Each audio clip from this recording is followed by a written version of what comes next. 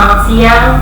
Kembali lagi di acara live DPC Pradi Wonosari, yang pastinya udah gak asing lagi ya acaranya ngobrol bareng DPC Pradi Wonosari dengan tema HPI dan ketenagakerjaan. Siang hari ini kita akan membahas topik yang sangat hangat karena sampai sekarang memang masih hangat ya topiknya ya. Oke, setelah hadir nih di tengah-tengah kita sebagai pemateri atau narasumber, saya panggil Mas atau Pak ini? Mas aja sih. Mas ya, masih muda guys. Mas Imam Joko Nugroho SHI. Beliau pernah menjabat sebagai Ketua BPH PBHI Yogyakarta dan sekarang sedang menjabat sebagai anggota Majelis Anggota Wilayah PBHI Yogyakarta. Betul begitu Pak Imam? Betul Pak. Pak Imam ini sudah sering sekali melalang buana gitu ya di pengadilan hubungan industrial atau gitu ya Pak Imam ya. Tuh, langsung aja nih ke topik kita. Topik kita ini kan sangat erat dengan masyarakat kayak gitu kan, karena setiap orang itu kan perlu bekerja untuk memenuhi sandang dan pangannya seperti itu, baik sebagai pengusaha atau mungkin karyawan suatu perusahaan atau pegawai negeri seperti itu ya. Nah, di dalam diskusi ini, dalam live kali ini, ngobrol-ngobrol kita ngobrol santai aja ya Mas ya. Santai aja. Kita ini mau membahas tentang ketenagakerjaan dan penyelesaian sengketa di pengadilan hubungan industrial kayak gitu. Mungkin sebelumnya Mas Imam bisa jelasin dulu apa aja nih yang mau kita bahas. Oke, terima kasih Mbak Ocha atas waktunya. Selamat siang rekan-rekan sekalian, masyarakat pada umumnya. Terima kasih sudah berkenan bergabung di ngobrol bareng dengan DPC Pradi Wonosari. Seperti yang diungkapkan oleh Mbak Ocha barusan, tema yang diangkat pada siang hari ini terkait dengan penyelesaian sengketa hubungan industrial dan ketenagakerjaan. Sebelum jauh terkait menjelaskan apa contoh kasus, apa implikasinya dan apa yang biasanya sekarang sedang terjadi di masyarakat itu, saya perlu menjelaskan tentang apa yang dimaksud dengan PPHI. PPHI itu penyelesaian pemutusan hubungan industrial, sehingga dalam PPHI itu harus melewati beberapa tahapan. Jadi bedanya cara menggugat di pengadilan hubungan industrial sama di pengadilan perdata umum atau peradilan khusus lainnya. Di PPHI itu harus melewati beberapa proses tahapan yang disebut dengan tahapan penyelesaian sengketa hubungan industrial. Karena berbicara hubungan industrial dan ketenagakerjaan, ini berbicara hubungan kerja antara pemberi kerja, dalam hal ini perusahaan atau pengusaha dengan penerima kerja atau dalam hal ini karyawan. Biasanya sering sekali antara pengusaha dan karyawan mesti dari hubungan ini akan menimbulkan sebuah konflik, sehingga cara penyelesaiannya pun khusus melalui PPHI, yaitu peradilan penyelesaian sengketa hubungan industrial. Sehingga tahapan yang harus ditempuh jikalau suatu saat terjadi sengketa baik PHK, perselisihan hak maupun sengketa kepentingan, itu harus melalui tahapan ada 3 tahapan. Yang pertama yaitu bipartit, yang dimana bipartit ini dalam PPHI itu perundingan kedua belah pihak, antara pihak perusahaan atau pengusaha atau dalam hal ini pemberi kerja dengan karyawan dalam hal ini penerima kerja. Nah, ini wajib dilewati, sehingga jika perundingan ini sudah dilewati, ternyata membuahkan sebuah kesepakatan atau yang bisa dibilang perdamaian lah kalau bahasa umumnya, itu nanti harus diwujudkan dalam sebuah perjanjian, namanya perjanjian bersama. Dan perjanjian bersama ini setelah dibuat bersama, dan masing-masing pihak atau salah satu pihak mendaftarkan ini ke pengadilan, kekuatannya sudah sesuai dengan putusan dan dia mempunyai kekuatan eksekusi. Jadinya dia setelah perjanjian bersama dibuat dari kesepakatan bipartit, suatu saat ternyata para pihak kemudian hari timbul ternyata para pihak ada yang mengingkari, PB atau perjanjian bersama yang sudah dibuat itu bisa dieksekusi dengan jaminan yang disesuaikan dalam perjanjian bersama tersebut. Terus jika walaupun gagal, nanti yang namanya proses ini harus dilanjutkan dengan tahapan namanya tripartit atau lebih bisa yang sering dikenal dengan bahasa mediasi. Tapi dalam tripartit ini, karena ini berbicara hubungan industrial, sehingga tripartit ini wajib dan harus melibatkan instansi yang namanya mediator di dalam lingkungan dinas ketenagakerjaan, baik di kabupaten maupun di provinsi. Walaupun pada hari ini kewenangan antara kabupaten dan provinsi itu sudah dibagi. Jadi fungsi pengawasan terkait hak dan konflik kepentingan itu larinya di provinsi karena dia fungsi pengawasan. Tapi kalau fungsi kalau terkait dengan PHK itu lebih larinya di Snaker kota atau di kabupaten kota atau di kota, sehingga permasalahan tadi yang dari bipartit gagal harusnya dilanjutkan ke mediasi atau tripartit. Kalaupun nanti berhasil, sama kayak tadi, harus dibuatkan PP dan didaftarkan, itu mempunyai kekuatan yang sama. Nah, jikalau sudah bipartit sudah dilaksanakan, mediasi atau tripartit sudah dilaksanakan, ternyata masih deadlock atau tidak menemui kesepakatan bersama, tidak munculnya perjanjian bersama, sehingga harus dikeluarkan. Jadi dinas itu harus mengeluarkan namanya anjuran yang dari salah. Ini sebagai misalnya syarat jika salah satu pihak atau masing-masing pihak itu mau mengajukan gugatan di pengadilan.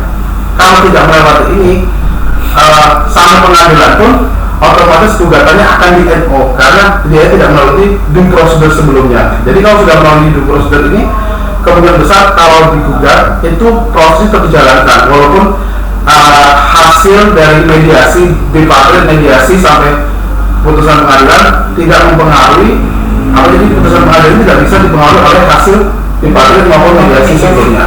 Tapi memang itu syarat mengajukan gugatan ya? Ya, betul. Nah, lanjut, mungkin bisa kita bahas di pandemi kemarin itu kan ada lumayan banyak gitu kan karyawan yang dirumahkan seperti itu. Itu bagaimana tanggung jawab dari perusahaan terkait dan apa yang diperoleh oleh karyawan yang dirumahkan? Nah, kalau menurut peraturan undang-undangan sebenarnya berbicara pandemi itu kan bisa dimaknai force major atau tidak gitu kan. Kalau dia di pemerintah seharusnya menyatakan bencana alam bisa dikatakan force major, tapi kan kemarin pandemi ini negara tidak menyatakan ini bencana alam sehingga tidak bisa dikatakan force major. Tapi dampak yang dirasakan oleh dunia usaha maupun masyarakat dalam hal ini karyawan memang cukup dirasa, sehingga kalau tidak salah pemerintahan melalui Kemenaker pernah mengeluarkan Permenaker terkait tentang kebijakan perusahaan dalam selama pandemi. Jadi ini merumahkan itu boleh asalkan sudah ada yang namanya perundingan dengan buruh. Dalam hal ini buruh bisa diwakili oleh serikat pekerja, bisa diwakili oleh misalnya pengurus serikat pekerjanya atau buruhnya secara langsung. Sehingga kalau di sebuah perusahaan ada serikat pekerja, perusahaan boleh menegosiasikan terkait dengan perumahan dan lainnya itu melalui serikat pekerja. Tapi jika tidak ada serikat pekerja di sebuah perusahaan, secara otomatis perusahaan itu harus manggilin satu-satu karyawannya untuk apakah bersedia dirumahkan atau tidak. Sehingga kalau itu sudah dilakukan, implikasinya ada dua. Pertama, karena perumahan itu kehendak perusahaan, sehingga bisa saja buruh menuntut untuk dibayarkan gaji 100% atau negosiasi dengan dibayarkan setengah atau berapa persen pun. Yang penting lagi-lagi kesepakatan antara buruh dengan perusahaan. Karena kalau tidak ada kesepakatan, otomatis yang dipakai yaitu peraturan perusahaan atau perjanjian bersama. Nah, lagi-lagi kalau bicara tentang perjanjian bersama ini melewati perundingan antara serikat buruh yang resmi di sebuah perusahaan dengan perusahaan dan membentuk namanya perjanjian bersama. Dalam perusahaan, perjanjian bersama ini undang-undang paling tertinggi di dalam perusahaan, di atas peraturan perusahaan. Jadi kalau urutannya perjanjian kerja, peraturan perusahaan, perjanjian kerja bersama, ini paling tinggi. Nah, tapi di semua level ini, kalau ini bertentangan dengan undang-undang juga tidak digunakan. Jadi kalaupun ada peraturan ini tetap nggak boleh bertentangan dengan norma di undang-undang. Jadi gitu. Sesuai dengan undang-undang. Kalau dari pengalaman Pak Imam sendiri, bagaimana? Adakah yang sampai mengajukan gugatan ke pengadilan, baik dari pengusahanya, pemilik perusahaannya, atau dari karyawannya? Oke.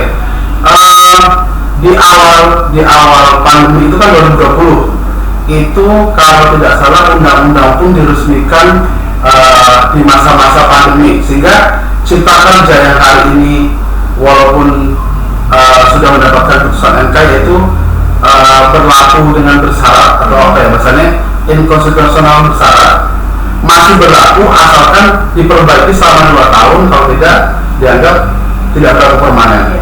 Nah, norma dalam undang-undang Cipta Kerja ini banyak merubah norma dalam undang-undang sebelumnya, sehingga di saat beberapa case yang kami dampingi, secara hukum peristiwa hukum perjanjian kerja atau kerjanya itu jauh sebelum ada undang-undang. Terus peristiwa hukum pemehakaannya juga itu di saat undang-undang itu baru mau disahkan, kan itu. Jadi perselisihan itu sudah ada sebelum ada undang-undang. Nah, tapi penerapan di pengadilannya atau di proses penuntutannya itu justru malah hakim itu menerapkan undang-undang Cipta Kerja. Alasannya karena undang-undang itu sudah diundangkan, jadi sekala anjuran Snaker baru keluar, anjuran Snaker keluar, itu undang-undang Cipta Kerja sudah resmi diundangkan, sehingga di dalam putusan hakim memutus bahwasanya dia lebih condong memakai undang-undang Cipta Kerja. Nah, terkait norma dalam Cipta Kerja sama undang-undang Ketenagakerjaan nomor 13 2003 itu jauh berbeda, banyak perubahan. Yang perubahan yang signifikan itu terkait dengan berbicara cara menghitung kompensasi PHK. Kalau dulu itu hak PHK buruh itu ada 33 atau 35 jenis PHK dan haknya, tapi di undang-undang yang baru cuma ada 24 atau 26 jenis PHK dan haknya, sehingga secara normatif itu berkurang hak karyawan, hak PHK dan haknya gitu ya. Terus belum lagi cara menghitungnya, yang sebelumnya itu kalau perusahaan yang menginginkan mem-PHK dengan dalih efisiensi, buruh itu berhak 2 kali tuntutan. Tapi di undang-undang baru ini justru malah hanya sekali tuntutan, bahkan bisa di angka 0,5 tuntutan, bahkan bisa cuma dapat pengadaan masa kerja dan penggantian hak saja, selebihnya tidak dapat. Gitu ya. Kalau tadi macam-macam PHK disebut ya, apa aja Mas boleh contohnya nggak macam-macam PHK yang menjadi alasan masuk kriteria PHK A atau B itu apa aja? Itu alasan PHK itu di undang-undang yang baru ini ada 24. Ya banyak sih, lebih cenderungnya memang berbicara terkait efisiensi kerugian perusahaan pilot, perusahaan mengalami kerugian secara berturut, itu bisa menjadi alasan PHK dari pengusaha. Nah tapi kalau dari buruh ada yang namanya di sini itu ada yang namanya alasan terkait jadi alasan PHK yang diajukan oleh buruh hal ini itu ada beberapa alasan. Pertama, pengusaha melakukan perbuatan yang dianggap menganiaya, menghina secara kasar, mengancam buruh, membujuk atau menyuruh buruh untuk melakukan perbuatan yang bertentangan dengan perundang-undangan. Itu bisa menjadi alasan buruh ini udah nggak betah kerja di sana, ya kan keluar, lebih baik di PHK gitu. Terus yang kedua, tidak membayar upah dengan tepat waktu secara betul-betul selama 3 bulan. Ini juga karyawan boleh meminta PHK. Nah, hari ini memang lebih banyak orang itu di PHK dengan dalih efisiensi, perusahaan mengalami kerugian, perusahaan menyatakan pilot, atau perusahaan dalam penundaan utang TKPU gitu ya. Terus perusahaan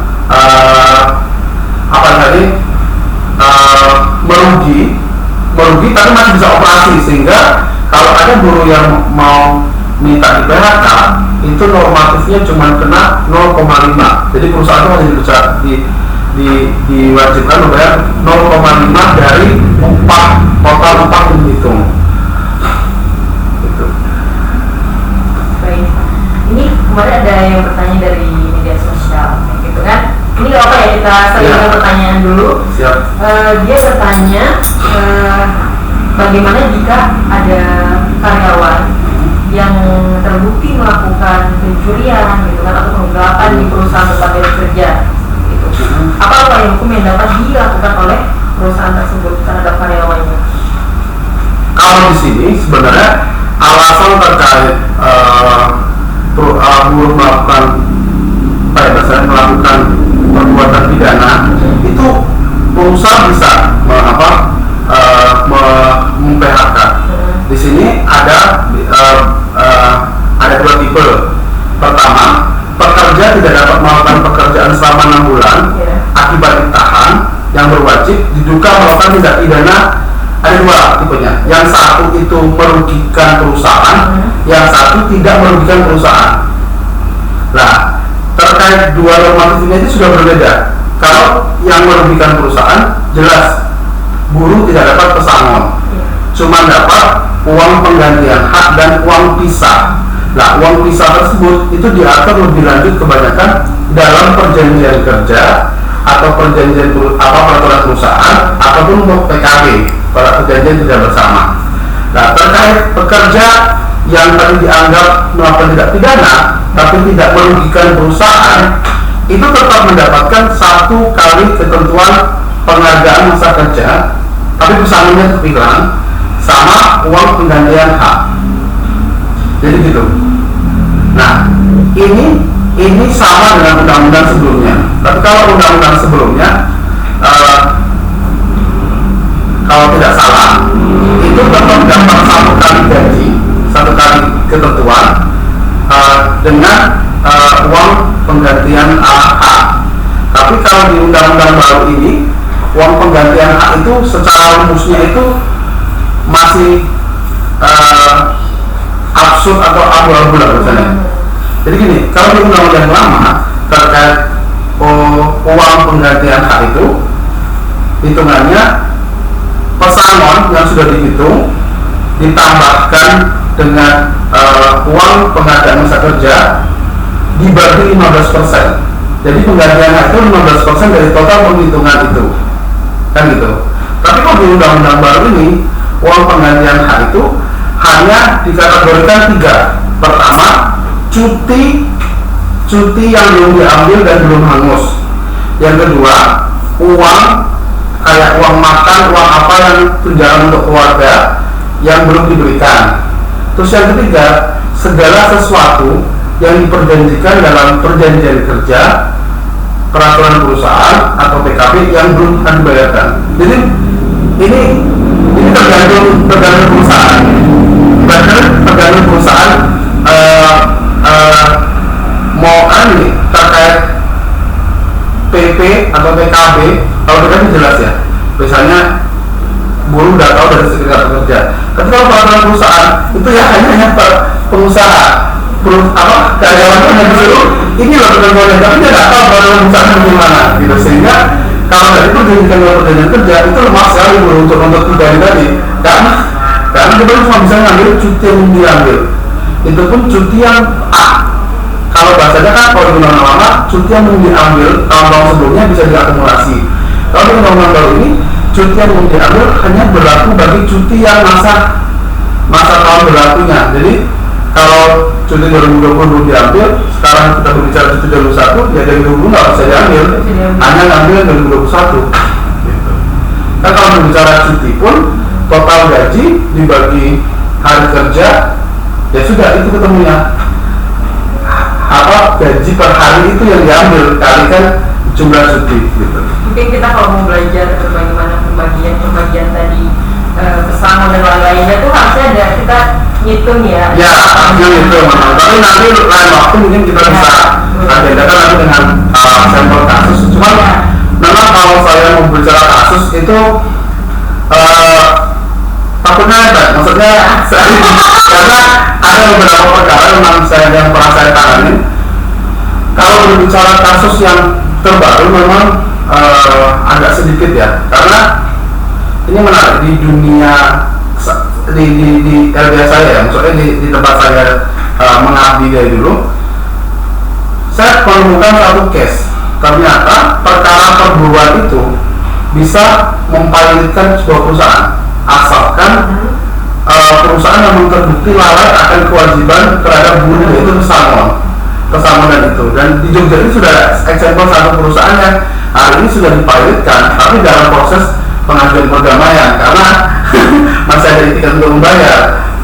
Setelah sudah dipilotkan baru sadar membayar, dia nggak mau kehilangan asetnya, kan gitu. Itu artinya buruh yang tidak mendapat haknya banyak ya mas, sampai dipilotkan seperti itu. Mungkin sebelumnya silakan diminum dulu. Buat teman-teman yang di rumah yang mau mengajukan pertanyaan untuk kita diskusi di siang ini, bisa langsung diketik ya di kolom komen di live Instagram ini. Dan nanti video ini akan tayang di channel YouTube DPC Pradi Wonosari. Buat yang belum bisa mengikuti live ini sampai selesai, bisa menonton di YouTube seperti itu. Nah, ya. Tadi kan kita ngobrol tentang apa itu PHK itu ada berapa, gitu kan mas. Terus sekarang bagaimana ke pengadilan mana nih si pekerja ini atau pemilik usaha ini bisa mengajukan gugatannya? Ya, tadi kembali kepada proses penyelesaian perselisihan hubungan industrial. Karena dari tadi awal saya sudah menjelaskan bahwasanya PPH ini termasuk kategori pengadilan khusus, walaupun secara kelembagaan masih berada di bawah peradilan umum, maksudnya di bawah pengadilan negeri kalau bahasa saya. Tapi dia itu di pengadilan negeri itu hanya apa ya, sama-sama di bawah badan umum, tapi secara institusi beracara penyelesaian hubungan industrial ini dia khusus karena diatur dalam Undang-Undang Nomor 2 Tahun 2004 terkait dengan PPH tadi. Nah, baik pengusaha maupun karyawan dalam hal ini mengajukan gugatan perselisihan hubungan industrial tetap harus melewati tadi bipartit, mediasi, terus dari mediasi keluar anjuran yang menyatakan deadlock dari kelompok sebelumnya, dan mediator menganjurkan dari mediasi itu muncul angka yang dianjurkan oleh Disnaker untuk penghitungan hak karyawan yang harus dipenuhi oleh buruh, oleh perusahaan. Baru kalau perusahaannya menerima dan buruhnya menerima, ini akan muncul yang namanya perjanjian bersama PP tadi, dan biasanya harus didaftarkan karena bisa mempunyai kekuatan eksekusi, kan gitu, eksekutor. Sehingga kalau nggak puas, nggak setuju dengan anjuran, baru menggugat di pengadilan hubungan industrial biasanya berada di satu provinsi itu ada satu, berada di pengadilan negeri ibu kota provinsi biasanya, dan itu kalau nggak salah itu hampir semua kota-kota besar sudah ada di niaga. Udah ada pengadilan judisial. Kalau sebelumnya ya sama kayak niaga, jadi nggak semua pengadilan ada. Sehingga kalau mau menggugat ya harus di pengadilan judisial yang berada di pengadilan negeri sebuah ibu kota provinsi tadi. Baik. Tadi kita bicara tentang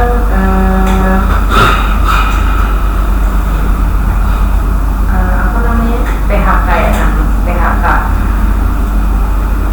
Tadi disebut kalau sebuah perusahaan mengajukan PKPU kayak gitu, dia bisa merumahkan karyawannya. Seperti itu. Bagaimana kalau PKPU-nya itu diterima, dikabulkan? Ya. Bagaimana nasib karyawannya? Nah. Apakah bisa, kalau orang mungkin ya, bilang ditarik kembali ke perusahaan atau bagaimana? Jadi gini, kalau perusahaan mem-PHK dengan alasan perusahaan dalam keadaan penundaan kewajiban membayar utang karena perusahaan mengalami kerugian, perusahaan tetap wajib kalau dia mem-PHK loh ya, kalau dia mem-PHK, karena biasanya kalau orang udah PKPU mesti mem-PHK, karena maksudnya apa yang mau dikerjakan nggak ada. Nah, itu hak buruh itu 1 kali ketentuan uang pesangon dan 1 kali ketentuan uang penghargaan masa kerja dan uang penggantian hak. Jadi semua normatifnya untuk 1 gitu. Karena apa? Karena kondisinya yang menyebabkan kerugian bukan bukan buruh berdemo terus ini perusahaan tidak mau beroperasi terus dia rugi gitu, enggak. Tapi ini memang keadaan ekonomi yang sudah dilaksanakan sama keadaan ekonomi perusahaan yang sudah dialaminya, sehingga dia harus meminta putusan pengadilan niaga supaya terbit putusan PKPU yang dimana nanti dari total asetnya dia buruh itu mendapatkan ranking kedua setelah yang memegang hak tanggungan. Jadi buruh ini kalau dalam PKPU dan kepailitan itu menjadi nomor 2 setelah pemegang hak tanggungan dan sebelum pajak. Jadi kalau pajak itu pun ada tunggakan pajak di perusahaan ini, tetap buruh diutamakan. Oh, buruh diutamakan. Ya. Gitu. Nah, Mas, terkait Undang-Undang Cipta Kerja nih di 2020, apa yang baru di sana? Ya, yang baru dalam norma Undang-Undang Cipta Kerja tadi saya bilang alasan PHK-nya, alasan dan hak PHK-nya itu lebih sedikit, gitu. Terus yang kedua terkait penerapan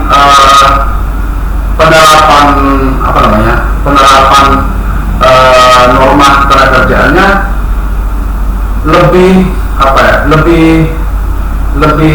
kalau saya berbicara gerakannya lebih tidak representatif ke buruh gitu loh. Karena Cipta Kerja ini juga memberikan batasan sama buruh yang modelnya dikontrak atau dipercobakan, tapi setelah itu dia tidak jadi karyawan tetap, tapi tetap kontrak.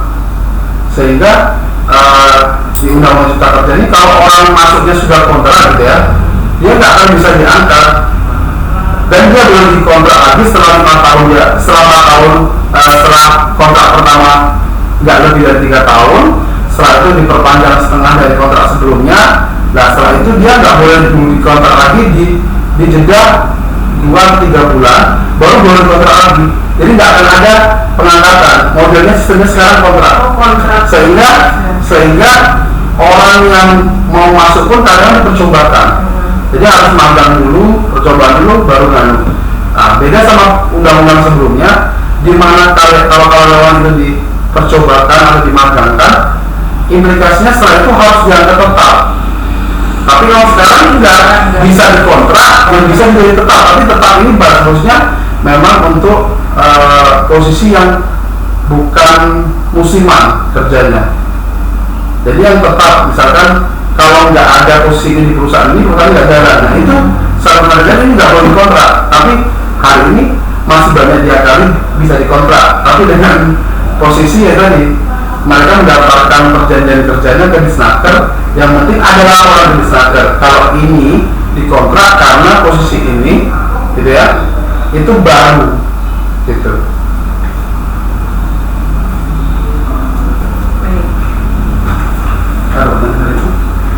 Saya cek dulu ya pertanyaannya.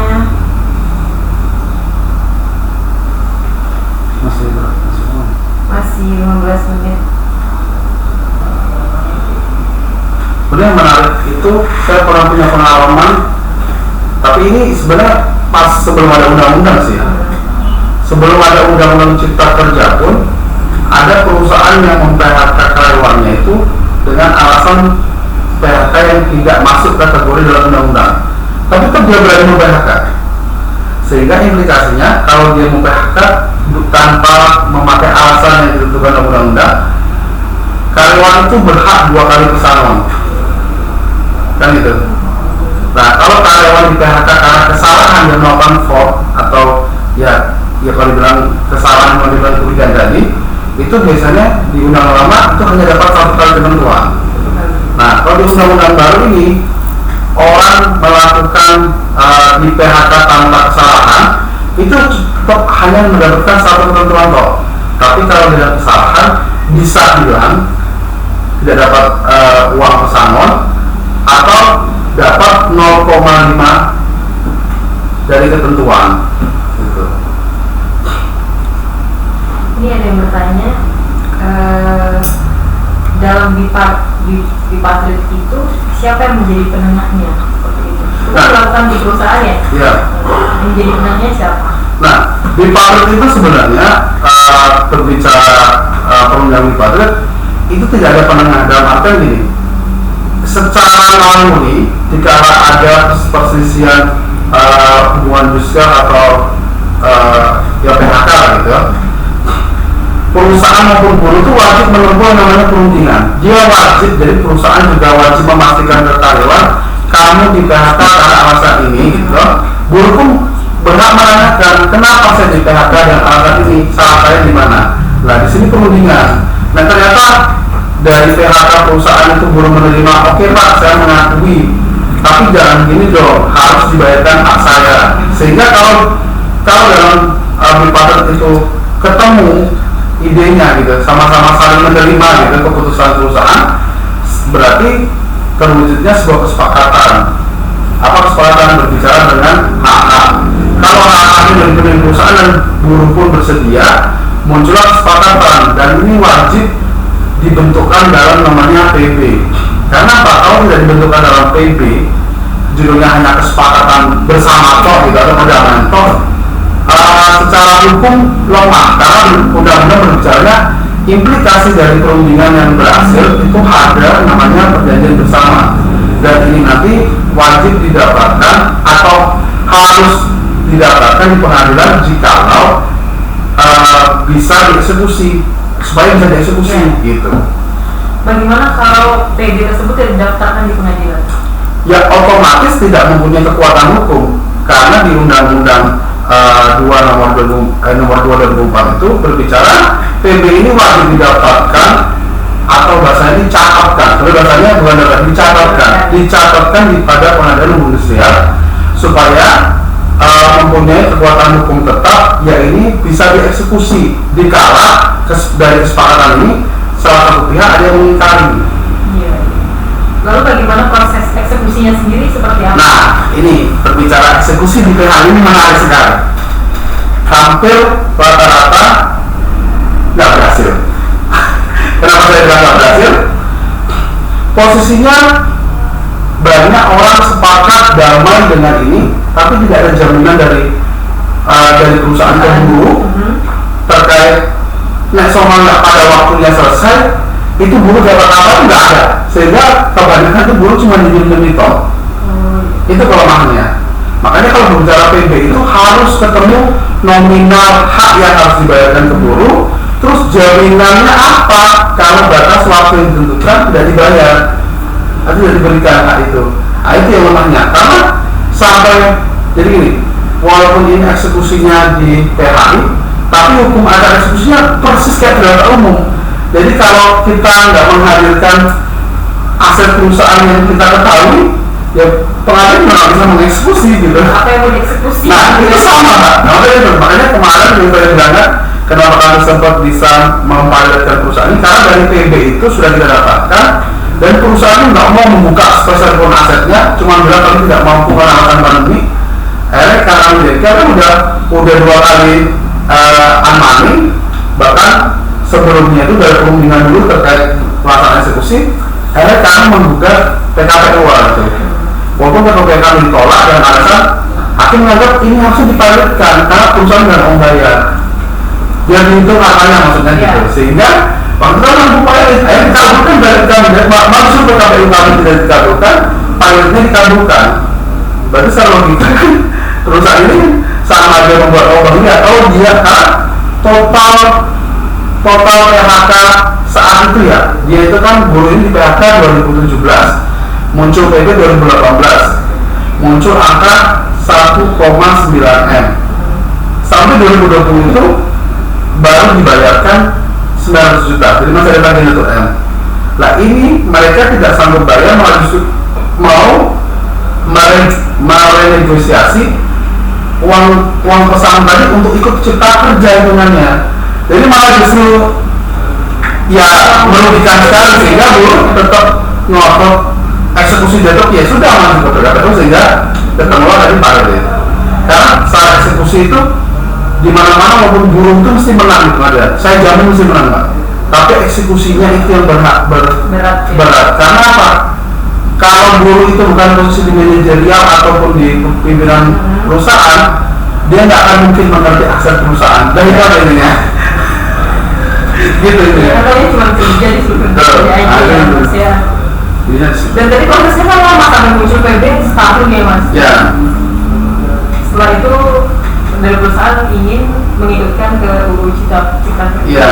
Karena tadi merubah hitungan sebelumnya yang dianggap berat, padahal belum dia menyanggupi. Logikanya kan di saat dulu kenapa aku dan contohnya dia kalau yang bersamaan nih, kalau dulu perusahaan ini membuat skema, ya udah kita nggak ketemu nih, silakan gugat gitu ya. Ya ada dua kemungkinan, bisa sesuai dengan hitungan di PP-nya atau malah turun kan gitu.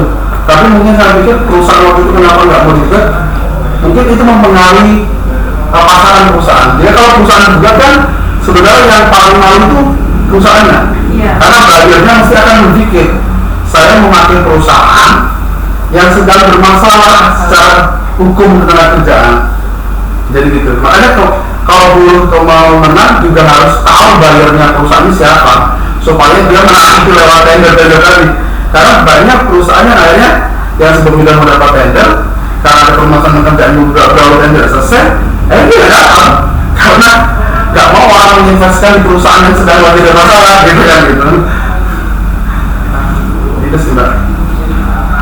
Oke Mas, ini sebenarnya udah banyak sekali yang disampaikan oleh Mas Imam ini ya pada kita semua. Saya cek lagi ya, ada pertanyaan. Siap.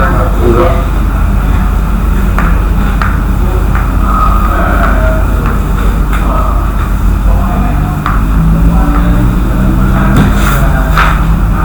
Menarik sekali, apalagi dengan Jogja yang UMK-nya paling rendah Mbak. Kalau sekarang melihat kota-kota besar, Jogja ini termasuk kota miskin dari segi UMK. UMP-nya provinsi Jogja ini 1,6-1,7 itu Gunung Kidul. Di daerah Jawa Tengah itu yang UMP segitu tuh memang daerah yang nggak produktif, pure pertanian di sana, bukan industri ya. Nah Jogja ini mau bilang bukan kota industri, tapi dia kota pariwisata loh. Tapi kok secara range hajat hidupnya itu lebih rendah dibandingkan kota-kota besar.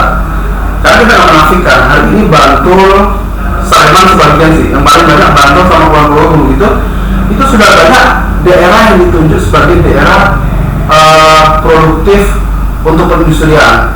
Jadi jangan pikir bisa di Bantul banyak pabrik garmen, pabrik apa yang tidak ada di Jakarta, tidak di sini. Karena apa? Ya, di Jogja ini sudah beberapa daerah itu sudah menjadi daerah industri. Jadi perusahaan mau pakai tanah sawah yang katanya hijau-hijau, boleh. Bisa bisa dilihat juga ya sekarang saung-saung juga udah jadi restoran gitu ya, kafe-kafe kan banyak sekali ya Mas ya di Jogja ini.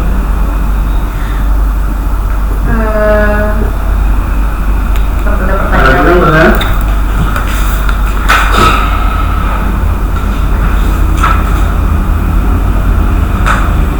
Pertanyaannya, apabila tadi gugatan di pengadilannya ditolak misalnya kayak gitu, bagaimana proses hukum selanjutnya?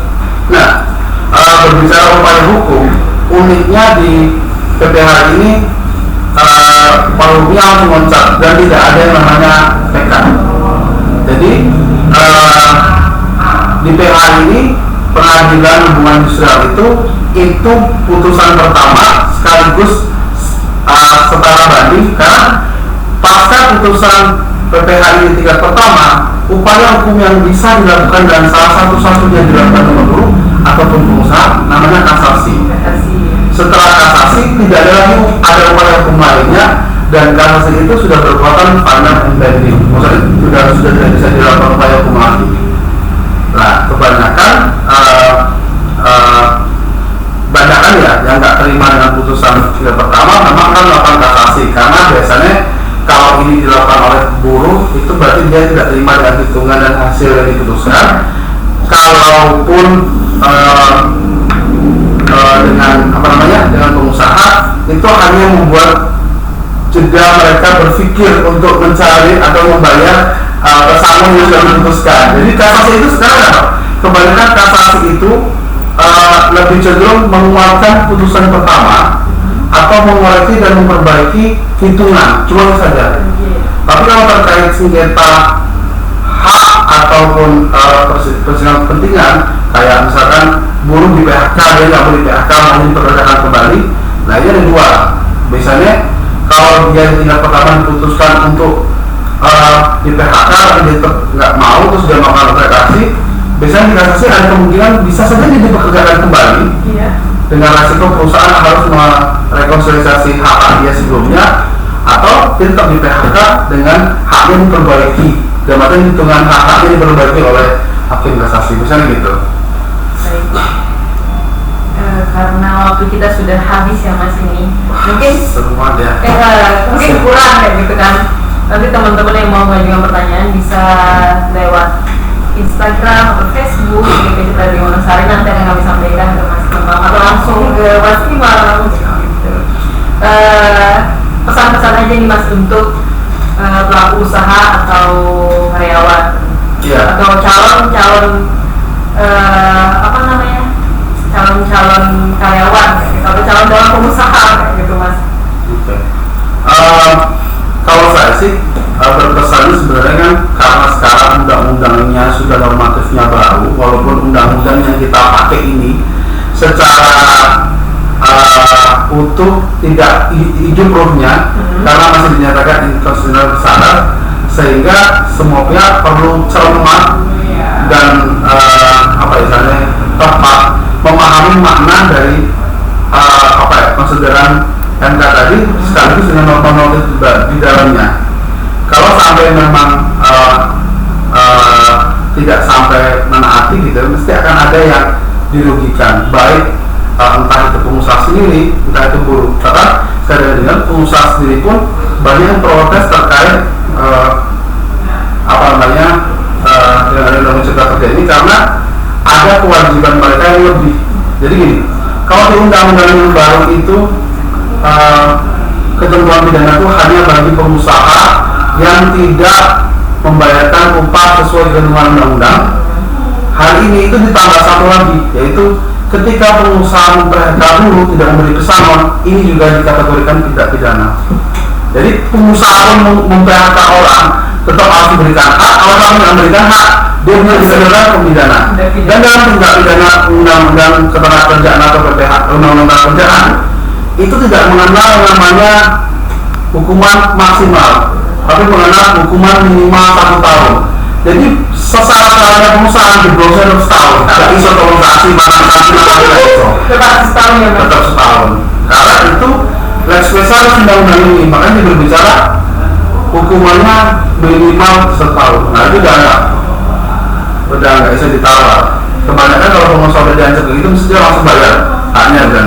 Dan itu juga perlu sebagai orang legal di perusahaan harus memahami norma dalam undang-undang cipta kerja dan sekaligus undang-undang 13/2003 yang belum dibatalkan oleh cipta kerja itu juga harus dicermati karena kalau tidak cermat ya bisa merugikan perusahaan itu sendiri karena dia memphk dengan gampang tapi nggak memberikan haknya malah justru bumerang bagi pengusaha itu sendiri dan terutama yang merugikan buruh juga karena dia nggak dikasih haknya ya dia mau makan apa setelah bahkan kalau dia tidak mendapatkan surat PHK dan itu pun buruh itu susah untuk mengurus yang namanya bantuan atau program jaminan kehilangan pekerjaan itu. Nah itu juga kalau kami berbicara itu buruh juga mendapatkan ya kerugian yang banyak gitu. Itu sih Mbak. Terima kasih sebelumnya. Mas Imam, terima kasih atas waktunya, atas ilmu yang diberikan kepada saya, kepada teman-teman yang di rumah yang selalu setia nonton live ini. Gitu. Semoga bermanfaat untuk kita semua. Amin, amin, amin. Mungkin itu dulu ya teman-teman. Untuk videonya bisa ditonton, bisa dilihat di YouTube DPC Radio Wonosari. Akan di-upload hari ini. Terima kasih. Wassalamualaikum warahmatullahi wabarakatuh. Terima kasih.